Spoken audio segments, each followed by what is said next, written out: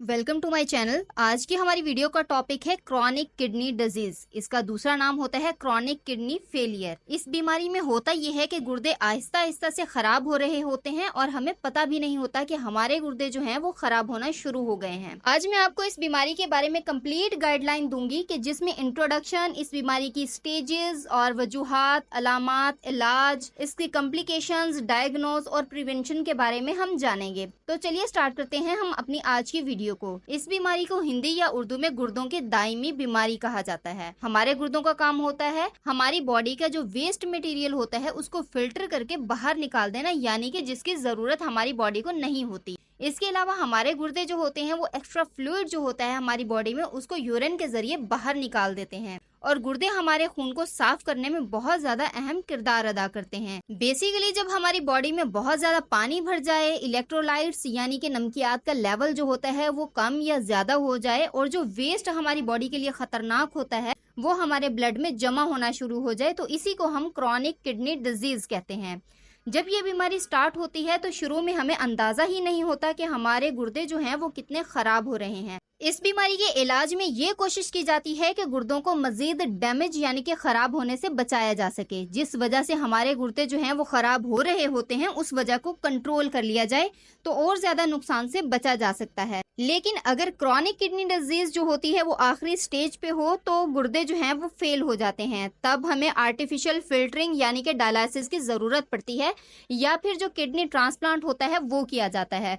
तो देखा आपने कि हमारे गुर्दे हमारे लिए कितने जरूरी हैं और इनकी सेहत का ख्याल रखना भी कितना जरूरी है। सबसे पहले हम गुर्दों के खराब होने के स्टेजेस देख लेते हैं। इसकी 5 स्टेजेस होती हैं। जो पहली स्टेज होती है उसमें गुर्दों की खराबी की वजह से उनके काम पे मामूली असर पड़ता है।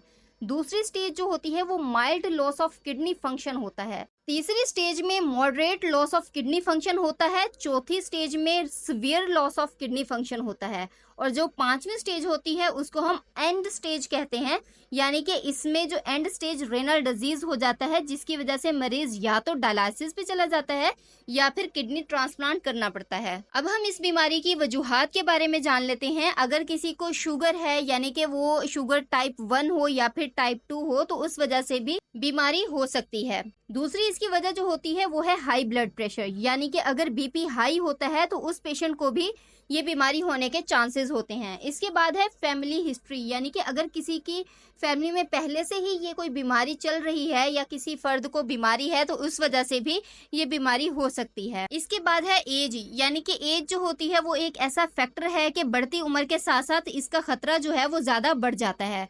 मोटापा हो गया, स्मोकिंग हो गई और अगर किसी को पॉलीसिस्टिक किडनी डिजीज है तो उस वजह से भी ये जो बीमारी है वो होने के खदशात बढ़ जाते हैं। इसके अलावा अगर किसी को किडनी इन्फेक्शन है तो उस केस में भी ये बीमारी होने का खतरा रहता है। अब हम गुर्दों के खराब होने की अलामात यानी कि सिम्टम्स को देख लेते हैं। गुर्दों के खराब होने की अलामात को जाहिर होने में थोड़ा टाइम लगता है। जब हमारे गुर्दे आहिस्ता आहिस्ता खराब हो रहे होते हैं तो इससे गुर्दों का जो काम होता है यानी कि खून को साफ करना उसमें कमी आ जाती है, यानी गुर्दे सही तरीके से जो खून को साफ नहीं कर रहे होते जिसकी वजह से यूरिया हो गया, क्रेटिनिन हो गया और इलेक्ट्रोलाइट्स हो गया जैसे कि पोटाशियम, सोडियम क्लोराइड वगैरह, तो इसके मसले जो हैं वो बढ़ जाते हैं।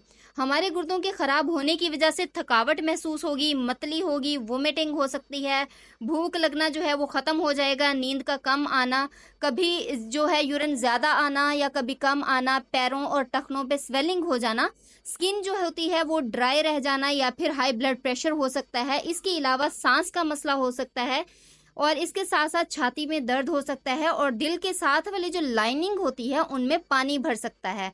इसके अलावा जो मेंटल कंडीशन होती है उस पर भी असर पड़ सकता है। अब हम देख लेते हैं कि हम तशखीस यानी कि डायग्नोज कैसे कर सकते हैं।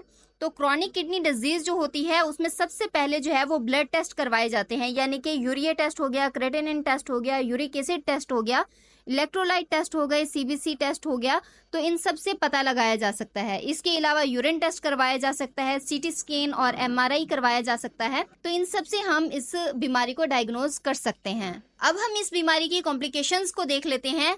खून की कमी यानी कि एनीमिया हो सकता है, हड्डियां कमजोर हो सकती हैं, दिल की बीमारियां हो सकती हैं और इसके साथ साथ इलेक्ट्रोलाइट्स जो होते हैं वो इम्बैलेंस हो सकते हैं। फ्लूइड यानी कि जो पानी होता है वो हमारी बॉडी में भर सकता है जिसकी वजह से हमारे फेफड़ों, बाजू, टांगों में पानी भरने की वजह से सूजन हो सकती है। हमारा इम्यूनिटी निजाम जो बीमारियों से लड़ता है, इन इम्यूनिटी सेल्स में कमी आ सकती है। इसके अलावा प्रेगनेंसी कॉम्प्लिकेशंस हो सकती हैं, जिसकी वजह से माँ और बच्चा दोनों की सेहत खराब हो सकती है और ऐसे डैमेज हो सकता है जो कभी ठीक नहीं हो सकता, यानी कि गुर्दे जो हैं वो फेल हो सकते हैं और हमें जिंदा रहने के लिए डायलिसिस या फिर किडनी ट्रांसप्लांट की जरूरत पड़ सकती है। अब हम इस बीमारी की प्रिवेंशन यानी कि बचने के तरीकों के बारे में बात कर लेते हैं।